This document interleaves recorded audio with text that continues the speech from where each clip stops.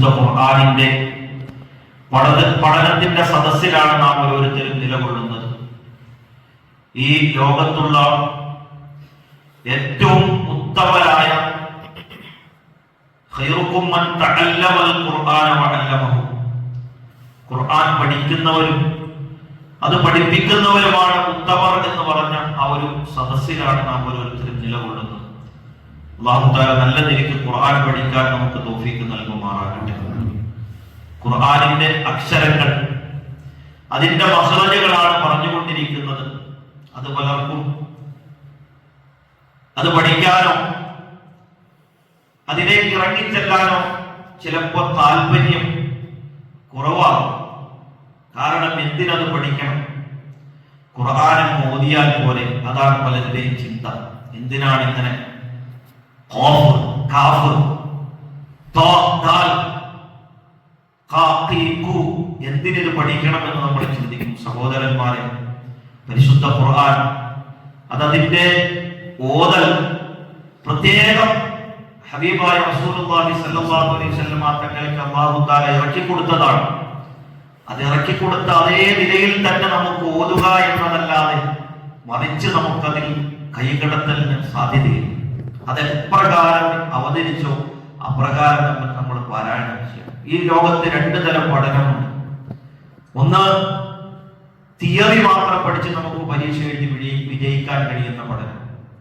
രണ്ടാമത്തേത് തിയറി മാത്രം പോരാ, പ്രാക്ടിക്കലും വേണം. ഡ്രൈവിംഗ് പഠനം അങ്ങനെയാണ്.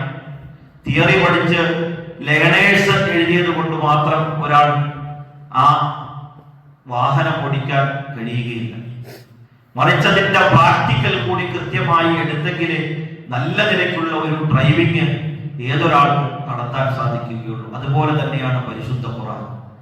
അത് നമ്മളിങ്ങനെ കേൾക്കുന്നതിനേക്കാൾ ഉപരി അത് കൃത്യമായി പരിശീലിച്ച് നല്ല നിലയ്ക്ക് അധ്വാനിച്ച് പല ആവർത്തി പറഞ്ഞ് നമ്മുടെ ദിഹിനിലേക്ക് അത് ഇറങ്ങിയിട്ട് നമുക്കേത് ഉറക്കത്തിൽ നിന്ന് എഴുന്നേറ്റ് ഓതിയാലും നമുക്ക് ഓട്ടോമാറ്റിക്കലായിട്ട് ആ ഓതല് വരണം. അല്ലാതെ നമ്മൾ ആലോചിച്ച് തൊണ്ടയുടെ അങ്ങേയറ്റം ആലോചിച്ച് അതിന്റെ മഹറജ് കണ്ടുപിടിച്ച് അങ്ങനെ ഖുർആൻ ഓതാൻ നോക്കിയാൽ ഒരിക്കലും നമ്മുടെ ഖുർആൻ പാരായണം നടക്കില്ല. മറിച്ച് ഓട്ടോമാറ്റിക്കലായിട്ട് ഈ അക്ഷരങ്ങളുടെ പഠനങ്ങളുടെ പ്രാക്ടീസിലൂടെ, പരിശീലനത്തിലൂടെ നമുക്ക് ഓട്ടോമാറ്റിക്കലായിട്ട് ഈ ഖുർആന്റെ പാരായണവും അതിന്റെ നിയമം അതിലേക്ക് കടന്നു വരണം. അല്ലാതെ നമ്മൾ എങ്ങനെയെങ്കിലും ഇത് കേട്ട് പഠിച്ചു പോകാമെന്ന് ഒരിക്കലും ഈ ഖുർആൻ ക്ലാസ് കൊണ്ട് ആരും തെറ്റിദ്ധരിച്ചു പോകരുത്. നല്ല പരിശീലനം ഉണ്ടെങ്കിൽ മാത്രമേ നമുക്ക് പരിശുദ്ധ ഖുർആൻ അത് കൃത്യമായി പാരായണം ചെയ്യാൻ കഴിയുകയുള്ളൂ.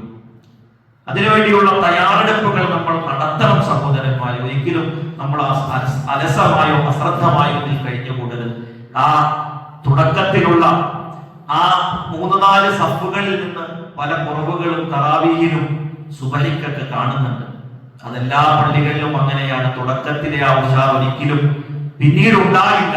ഇനി വല്ല 27-ാം രാവിലേക്കോ പെരുന്നാളിലേക്കോ ഒക്കെയാണ് ആൾക്കാരുടെ ഉഷാർ വീണ്ടും വരുന്നത്. അങ്ങനെ ഒരിക്കലും ആകരുത് സഹോദരന്മാരെ. അല്ലാഹുവിന്റെ ഹബീബ് സല്ലല്ലാഹു അലൈഹി വസല്ലം പറഞ്ഞിട്ടുണ്ട്, ശൈത്താൻ റമദാനിൽ എന്ത് ചെയ്യും? നമ്മൾ പിടിച്ചു കെട്ടുമെന്ന്. അവിടെ പറയുന്നുണ്ട്, മറദത്തു ശയാത്തി, മോട്ട് കാണിക്കുന്ന ശൈത്താനെയാണ് പിടിച്ചു കെട്ടുന്നത്. അല്ലാത്ത ശൈത്താന്മാര് പലരും ഉണ്ടാകും. ഉദാഹരണത്തിന് പറഞ്ഞാൽ നമുക്ക് നമ്മുടെ വെള്ളത്തിൽ ഉതു കൊടുക്കുമ്പോൾ നമ്മളെ ശല്യം ചെയ്യുന്ന ശൈത്താനുണ്ട്. അതിന് പേര് പറഞ്ഞിട്ടുണ്ട്. ആർക്കെങ്കിലും അറിയോ? നമ്മൾ ശുദ്ധീകരണം നടത്തുമ്പോൾ നമ്മളെ ശല്യം ചെയ്യുന്ന, വസ്വാസം ഉണ്ടാക്കുന്ന ശൈത്താന്റെ പേര് സഹിത നബികൾ പഠിപ്പിച്ചു തന്നിട്ട് ആർക്കെങ്കിലും അറിയോ?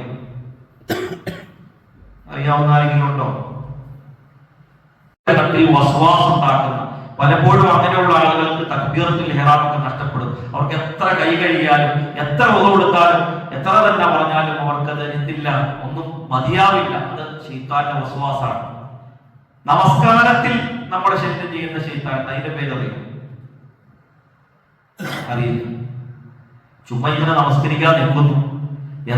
ഏതാണ് നമ്മുടെ ശത്രു, ആരാണെന്ന് പോലും നമ്മൾ ചിന്തിക്കുന്നില്ല. ഇന്ന ശൈത്വാന ലക്കും അദുവ്വൻ ഫത്തഖിദൂഹു അദുവ്വ എന്നാണ് പരിശുദ്ധ ഖുർആൻ പറഞ്ഞേക്കുന്നത്. ശൈത്താൻ നിങ്ങളുടെ ശത്രുവാണ്. ആ ശത്രുവിനെ നിങ്ങൾ കൃത്യമായി മനസ്സിലാക്കണമെന്ന് പരിശുദ്ധ ഖുർആൻ. അപ്പോൾ നിസ്കരിക്കാൻ നിൽക്കുമ്പോൾ അതിൽ ശല്യം ചെയ്യുന്ന ശൈത്താന്റെ പേര് സഹിതം പഠിപ്പിച്ചിട്ട് ആർക്കെങ്കിലും അറിയോ? ഇല്ല. ഹിൻസവ എന്നാണ് അതിന്റെ പേര്. എന്താ അതിന്റെ പേര്? ഹിൻസബ്.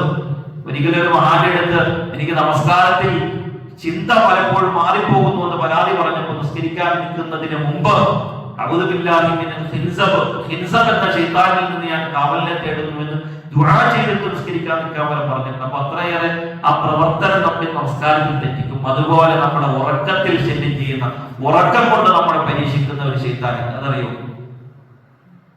നല്ല കാര്യങ്ങളിൽ ഇരിക്കുമ്പോൾ അല്ലെങ്കിൽ വീട്ടിൽ നിന്ന് സുബഹിക്ക് വരാൻ പലപ്പോഴും ആളുകളെ പിടിച്ചു നിർത്തുന്നത് ഈ ശൈത്താനാണ്. അതിന്റെ പേര് വദ്നാൻ എന്നാണ്. ആ ഉറങ്ങിക്കോ, റമദാനല്ലേ, രാത്രിയൊക്കെ ഇബാദത്ത് ചെയ്യുന്നതല്ലേ, അതുകൊണ്ട് സുബഹിക്കൊക്കെ അത്യാവശ്യം പെട്ടെന്ന് നിസ്കരിച്ചിട്ട് കിടക്കാമെന്ന് നമ്മളെ ശല്യം ചെയ്യുന്ന ശൈത്താന്റെ പേരെന്താണ്? വദ്നാൻ എന്നാണ് അതിന്റെ പേര്. പലപ്പോഴും നമ്മൾ നന്മകളിൽ നിന്ന് പിടിച്ചു നിർത്തുന്ന ശൈത്താനാണത്. അതുകൊണ്ടാണ് സുബഹിക്ക് ആളുകൾ കുറയുന്നത്. എന്നാൽ ഏറ്റവും ശ്രേഷ്ഠമാകപ്പെട്ട നമസ്കാരമാണ് ഈ സുബഹിയുടെ നമസ്കാരം. അതിനുശേഷം സൂര്യൻ ഉദിക്കുന്ന വരെ നമ്മൾ ഉറങ്ങാനേ പാടില്ല. ആയിഷാ ബീബി റളിയല്ലാഹു അൻഹ വീട്ടിൽ കിടന്ന് ഒരിക്കൽ ഉറങ്ങിയപ്പോൾ നബി തങ്ങൾ സുബഹി കഴിഞ്ഞ് വരുമ്പോൾ കിടന്ന് ഉറങ്ങുകയായിരുന്നു. അപ്പൊ ആയിഷാ ബീബി റളിയല്ലാഹു അൻഹയെ നബി സല്ലല്ലാഹു അലൈഹി വസല്ലം എഴുന്നേൽപ്പിച്ചിട്ട് പറഞ്ഞു, ഇത് മുഅ്മിനീങ്ങളുടെ റിസ്കിലും ശരീരത്തിലും ബർക്കത്ത് ചെയ്യുന്ന സമയമാണ്. നമുക്ക് ആരോഗ്യം, നമ്മുടെ സമ്പത്ത്, അതെല്ലാവർക്കും പ്രധാനപ്പെട്ടത്. അതിനുവേണ്ടിയാണ് പലരും കഷ്ടപ്പെടുന്നത്. ആ ആരോഗ്യവും ആ സമ്പത്തും അതിന് ബർക്കത്ത് ചെയ്യുന്ന സമയമാണ് പ്രഭാത സമയമെന്ന് ഹബീബായ റസൂലുള്ളാഹി സ്വല്ലല്ലാഹു അലൈഹി വസല്ലം തങ്ങൾ പറഞ്ഞു. അതുകൊണ്ട് നമ്മൾ ഉറങ്ങാനാരും ചിന്തിക്കരുത് ഒരിക്കലും. 2 ദിവസം കൊണ്ട് കഴിയുമ്പോൾ പലരും കൂടെ പറയും, എനിക്ക് ഞാൻ ഇപ്പോൾ ഒന്ന് ഉറങ്ങിയേക്കാം, ക്ഷീണമായി, അങ്ങനെ ഒരിക്കലും വിചാരിക്കരുത്. ഇപ്പൊ പരിശുദ്ധ ഖുർആൻ അതിന്റെ പഠനത്തിന് പ്രാമുഖ്യം നമ്മൾ കൊടുത്ത് നിരന്തരമായ പരിശീലനത്തിലൂടെയാണ് നമ്മൾ സാധിച്ചെടുക്കുന്നത്. നമ്മൾ പറഞ്ഞത് ഖുർആനിന്റെ ആ മഖ്റജുകളാണ് അക്ഷരങ്ങളുടെ 29 അക്ഷരങ്ങൾ 5 സ്ഥലങ്ങളിൽ നിന്ന് പുറപ്പെടുന്നു. അതിൽ ഒന്നാമത്തെ സ്ഥലം നമ്മൾ പറഞ്ഞു, ഏതായിരുന്നു? തൊണ്ട. അത് നമ്മൾ പറഞ്ഞു. അതിൽ നിന്ന് 6 അക്ഷരങ്ങൾ. ഇനി അടുത്ത് നമ്മൾ പറഞ്ഞുകൊണ്ടിരിക്കുന്നത് ഏതാ? നാവാണ്, ലിസാൻ. ലിസാനിൽ നിന്നാണ് 18 അക്ഷരങ്ങളും പരിശുദ്ധ ഖുർആനിലെ ആയത്തുകളുടെ 18 അക്ഷരങ്ങൾ പുറപ്പെടുന്നത്. എവിടെ നിന്നാണ്?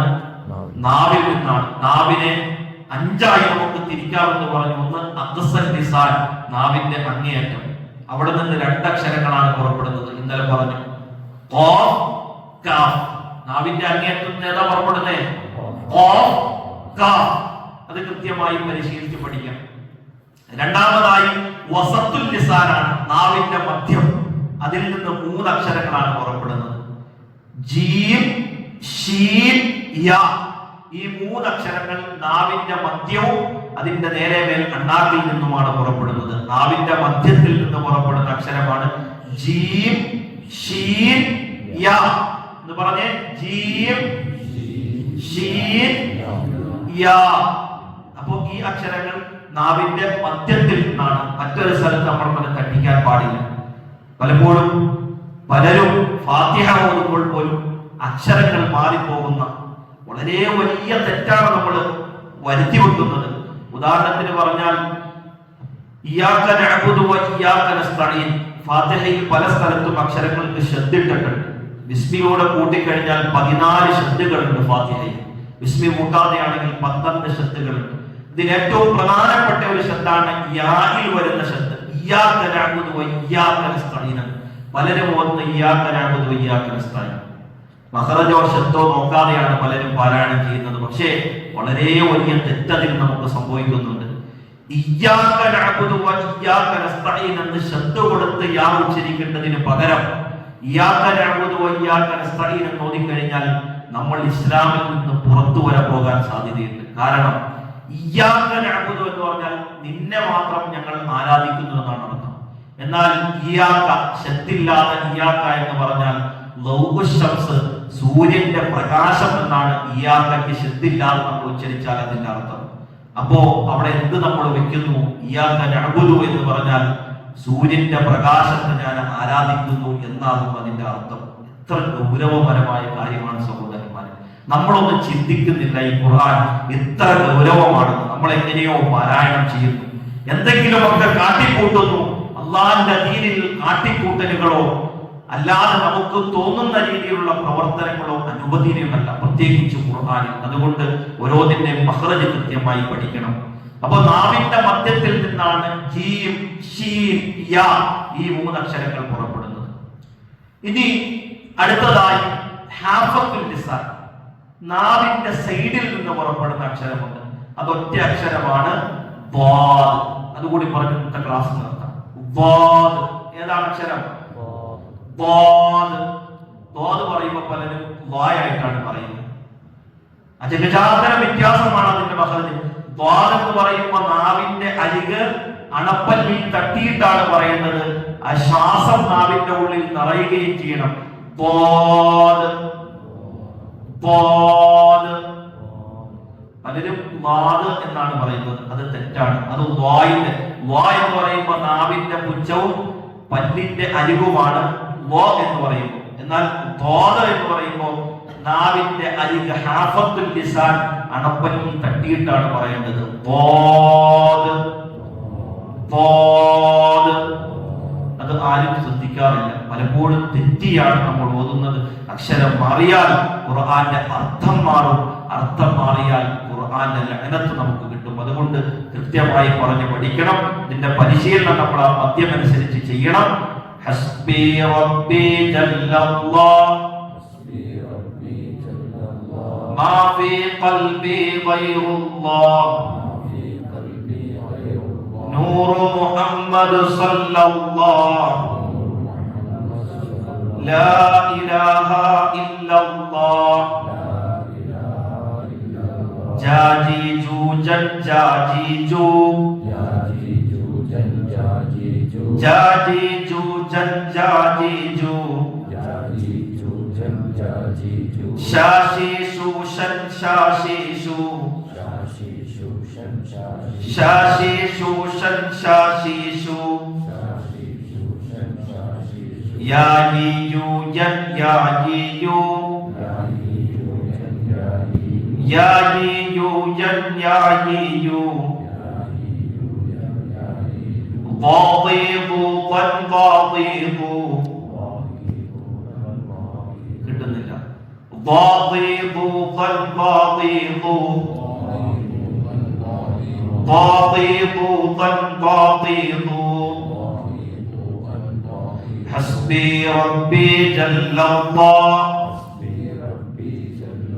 ما في قلبي غير الله نور محمد صلى الله لا إله إلا الله. ഈ 2-3 ദിവസം കൊണ്ട് ഇൻഷാ അല്ലാഹ് നമുക്ക് അക്ഷരങ്ങൾ തീർക്കാം. അത് തീർത്താൽ നമുക്ക് ഖുർആൻ വളരെ എളുപ്പത്തിൽ പഠിക്കാം. ഖുർആനിന്റെ നിയമങ്ങൾ പഠിക്കുന്നതിൽ ഏറ്റവും പ്രധാനപ്പെട്ടതാണ് ഒന്ന് ഹർഫുകൾ പഠിക്കലും വഖഫുകൾ പഠിക്കലും. മറ്റ് ഈണത്തിലുള്ള ചില നിയമങ്ങളുണ്ട്. അത് പാലിക്കുന്നതിനേക്കാൾ ഗൗരവമാണ് ഹർഫ് പഠിക്കലും വഖഫ് പഠിക്കലും. അത് നന്നായി പഠിച്ചാൽ തന്നെ ഖുർആന്റെ ശാപം വാങ്ങാതെ നമുക്ക് ഖുർആൻ പാരായണം ചെയ്യാൻ കഴിയും. അതുകൊണ്ട് എല്ലാവരും ഈ അക്ഷരം പരിശീലിച്ച് തന്നെ പഠിക്കുക. അല്ലാഹു തആല ഖുർആൻ നല്ല നിലയ്ക്ക് പഠിക്കാൻ തൗഫീഖ് നൽകി അനുഗ്രഹിക്കുമാറാകട്ടെ.